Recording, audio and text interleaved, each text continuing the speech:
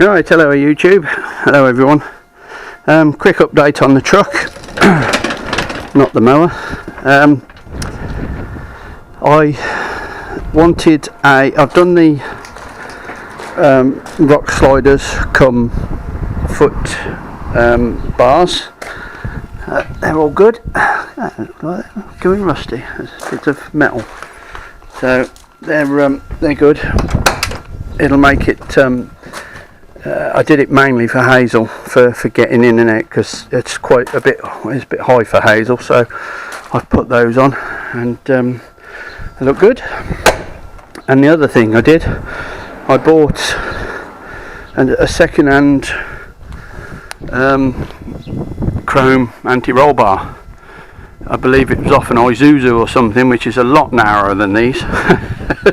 Anyway, it was cheap, so what I've done is I bought some 3-inch stainless steel exhaust tube, and I made it taller and wider, as you can see from that point there, and polish it. You know, it does the job, so I think that looks quite good. Quite impressed with that. And then there's a light bar on the top to have my aerial for me amateur radio, and I don't know whether I'm going to put spotlights or I might put one of those long LED light bars on it, so that'll be nice. I've been in the chap about painting it. He's going to call in one evening on his way home from work to have a look and give me an idea of cost. What I like, I've seen a really nice blue that I like. Not as dark as the Ute turned out to be. It's lighter than that. It's more like the dark Ford blue cobalt colour, or whatever they call it. So, but the whole truck blue, and then what I'd like is from this ridge line to that ridge line, all this middle section, like a gunmetal grey, just to break it up. It'll depend on cost. I've only got a certain budget for the paint, so it might just all end up blue, but that wouldn't bother me in the slightest. I'm going to ring up about the find out whether the tailgate's on its way. I've made a tow bar bumper, tow bar that's bolted through there, and the electric socket's down there. That should be alright. That's 2-inch tube with fillet plates either side, and it's welded inside and outside to that bit, so that should be nice and strong. There you go.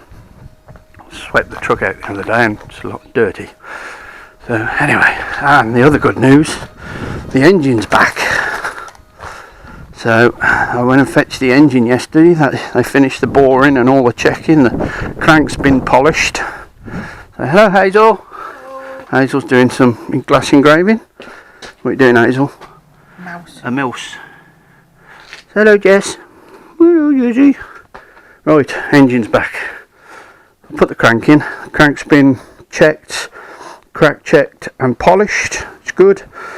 So we've got the new bearings and everything, and it's been bored to 60 over.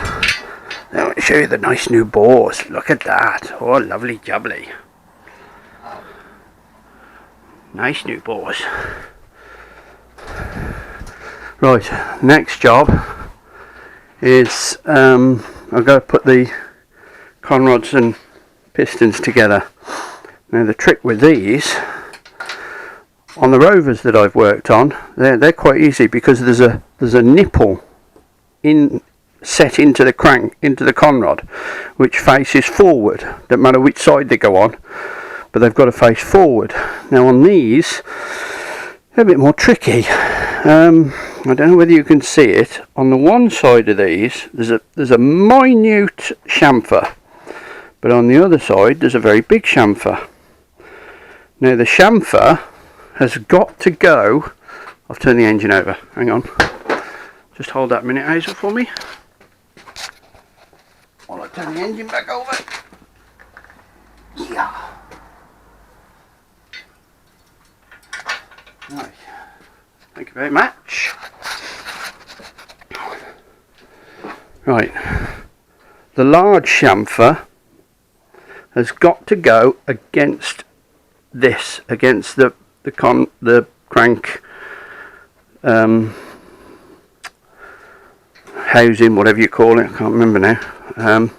So that's got to go that way. If you put it the wrong way round, you won't get oil up where it needs to go, and you'll bear the crap out of it and bugger your crank up, because there's a lip in there and not in that one. There's a tiny one in that side, so that chamfer has got to go against that lip. If you do it the wrong way round, you'll probably burn your crank up. So, and consequently as well, all the pistons have got one-way markings on, so you've got to get those the right way round according to which side of the block you're on. So that's the next job. I'm going to make up a little fitting here, because you've got to heat the ends of the Conrods, because they're a press tolerance fit, and push the Conrods on before they cool down. And the pin's got to be exactly in the right place, so that it's central on the piston and the Conrod's central in the gap of the piston there. So you need something to make a stop on the one side, so that you get it in the right place when you push it through. Otherwise you'll either go too far or not far enough, and then you've got to get the damn thing out again when it cools down and press it out. So next thing is I'm going to make up a fitment. So cheers for now, thanks for watching, and see you all soon. Bye. Right, hello again. Got all the rods in. As you can see, they're nice and even, lovely jubbly, and one lot go one way and one lot go the other way. I'm just going to check all the gaps in the ring. I'm just checking the end float on the crank, and we've got, where are we? Let's go one way, go that way.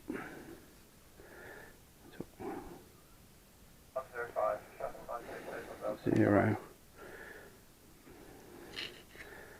point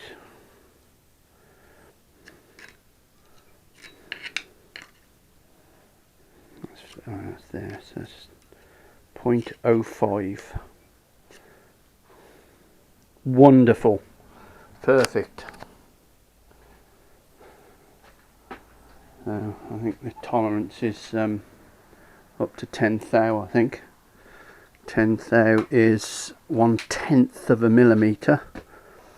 So, and that is 1/10 of a millimeter is from there to there. So each one of them would be, one rotation would be 1 millimeter. So that's basically the same as 6 thou, give or take a nut stinger. So yeah, 5, yeah, 5. Lovely, perfect.